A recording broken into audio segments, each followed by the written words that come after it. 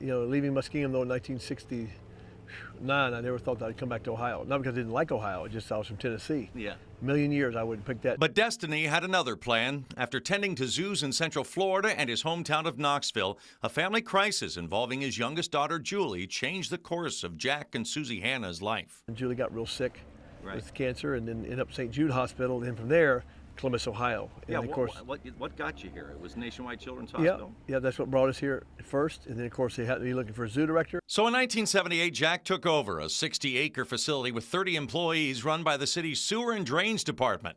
Jack went to work every day for 8 years, he tells me, without a day off, cleaning up trash with his young family on Sundays after church and knocking on doors. In 1981, Jack got Worthington Industries' John McConnell, pictured here, to fund an outdoor gorilla exhibit. It opened the next year. It was the first time the animals had ever been outside. From there, growth exploded. Jack, the point person on levies that voters passed, funding landmark events and expansion that's never stopped. The zoo now over 500 acres with 10,000 animals and 1,600 employees. The memories we have of the birth of twin gorillas is incredible.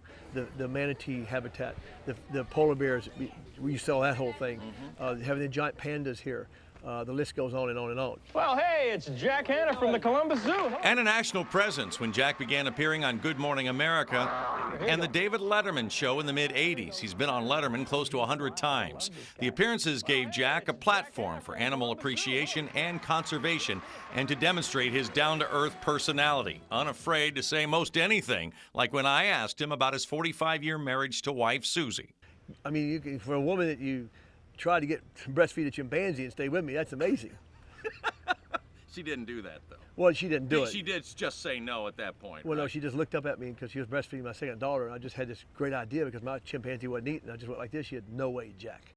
But there's another more serious side to Jungle Jack. One of the great points of pride is the zoo's connection to the people of Rwanda, raising millions of dollars since 1991 to fund the Partners in Conservation Center to build gorilla populations and to heal people. That is a very special place to all of us, not just Jack Hanna, but the entire zoo here. Right. Because we know the lives we've seen of human beings, not animals, of human beings there that obviously will affect the animal world. Right. In And fact, so I that, think there's an event this weekend, isn't you're there? exactly right. For Rwanda. We've raised, I don't know how many, several millions of dollars. Not, again, for the animals. That's part of it. It's to help the people there understand what they have in that country.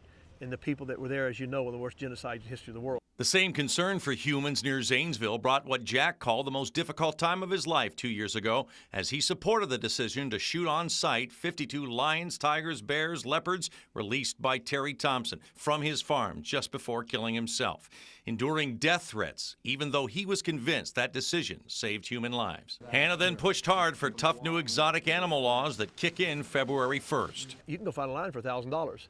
To house a lion was going to cost you a couple $1 million.